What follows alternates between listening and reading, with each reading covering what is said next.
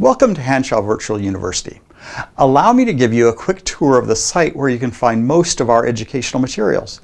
These include text materials, our lecture videos, worked examples, and maybe most importantly, interactive practice problems you can use to get immediate feedback on your understanding of the materials. When you first open the HVU Circuits 1 site, you'll see this page. Click on Try Demo to get started. The demo version will give you access to everything except the quizzes. After you log in, you're at the course home page. You can return to this page at any time by clicking on the Class Home button. The materials on the site are organized primarily by unit. These are broad categories and would most closely correspond to chapters in a textbook. The units are listed in the left-hand column. You can navigate among the units by clicking on the button you want.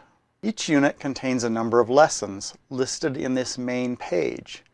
Each lesson has a lecture video, text material, examples with either written or video solutions, practice problems, and quizzes. The quizzes are currently unavailable. The videos, text, and examples are all passive activities and should be fairly self-explanatory. The reference and video links open a new tab in your browser and display the relevant information.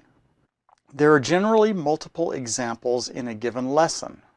As an example, let's go to lesson 1.11. To preview an example, click on the example number in the left column. Problem statement appears in the main window. Solutions are available in the form of a video or PDF document, or sometimes both. Click whichever is available to see the solution.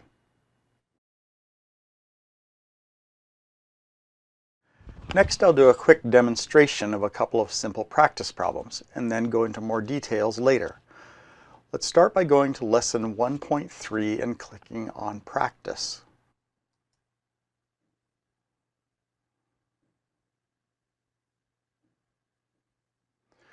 The first problem in the list is displayed. The left-hand column here displays a list of available problems. In general, these are grouped by subtopic. This particular lesson has only one subtopic. To view the problems in a subtopic, click on this Expand button. Problem 1.3.1 is what's currently displayed. There's an indicator of what I feel is the problem's relative complexity next to the problem number up here. Problems can have 1, 2, or 3 stars. This difficulty level is relative to other problems in that lesson. So a 1-star problem in Unit 8 will likely be a lot more difficult than a 3-star problem in Unit 1. The answer to this problem is that V2 is 5 volts. I'll type in V2 is equal to 5. Click on Submit, which results in a correct response. This site attempts to recognize that any mathematically equivalent expression is acceptable. For example, 5 is equal to 10 over 2, so let's input that. First, I'll click on a different problem to reset this problem, and then come back to 1.3.1. Notice that when I click in the answer box, a pop-up menu appears with a variety of mathematical operations. I'll create a fraction, x over y, and then put 10 over 2. And click Submit again. This is also recognized as being correct. The site also attempts to determine mathematical equivalence between symbolic expressions. To illustrate that, let's go back to the class homepage and look at a practice problem in lesson 5.1. Let's choose the block diagram sublesson and choose problem 5.1.b.1. The answer to this problem is that z is equal to 4 times the quantity 3 times x minus 2 times y plus y.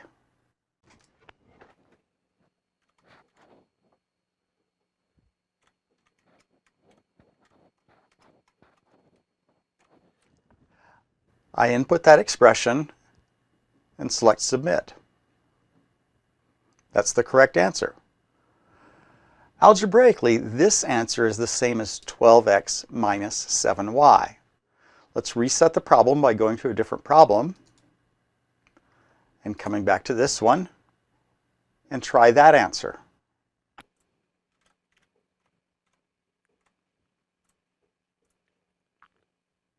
That's mathematically equivalent to the other answer. It's also correct.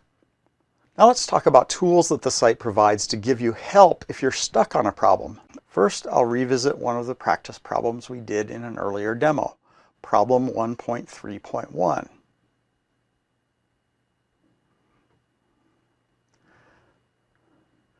The answer to this was positive 5 volts, but let's put in a wrong answer. Say 2 volts and click Submit. As we expect, the answer is indicated as being wrong, but we also get a hints button. Hints, if they're provided, appear after the first wrong answer is input. If I click on the hint button, I get a piece of information that should help me out. If I input a wrong answer 3 times,